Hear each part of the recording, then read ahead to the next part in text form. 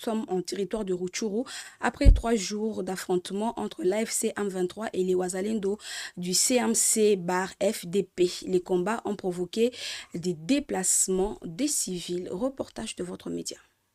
Un calme précaire règne depuis le mercredi 11 février dans la localité de Kalima, située dans le groupement de Bambo, en territoire de Rutshuru au nord Kivu.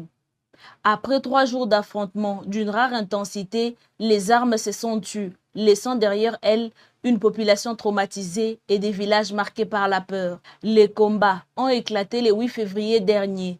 D'après plusieurs sources locales, les rebelles de l'AFC M23 auraient lancé des attaques coordonnées contre les positions des combattants Wazalendo du collectif de mouvement pour le changement. Les villages de Mayengo, Bugambo ainsi que les environs de domaines dans la localité de Kalima ont été particulièrement touchés. Des habitants évoquent des détonations continues, des explosions de tirs mûris qui ont retenti durant de longues heures. Toujours selon ces sources, les assaillants auraient utilisé des moyens militaires sophistiqués, notamment de l'artillerie lourde et des drones explosifs avant d'engager une progression au sol.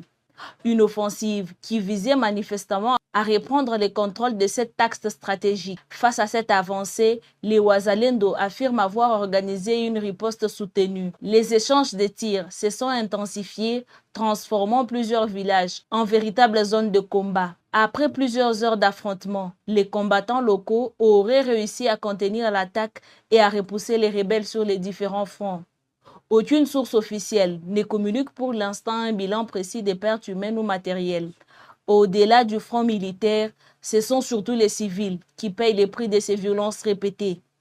De nombreux habitants ont fui leur maison, transportant à la hâte quelques effets personnels en direction des zones jugées plus sécurisées. Femmes et enfants et personnes âgées ont été aperçus sur la route, cherchant refuge auprès de familles d'accueil ou des localités voisines. Dans cette partie du territoire de Rutshuru, l'instabilité sécuritaire reste une réalité quotidienne.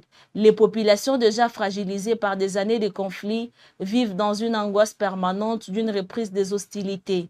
Si le calme semble pour l'instant se maintenir à Kilama, la situation demeure fragile. Les habitants appellent à un renforcement de la sécurité afin d'éviter de nouveaux affrontements et de permettre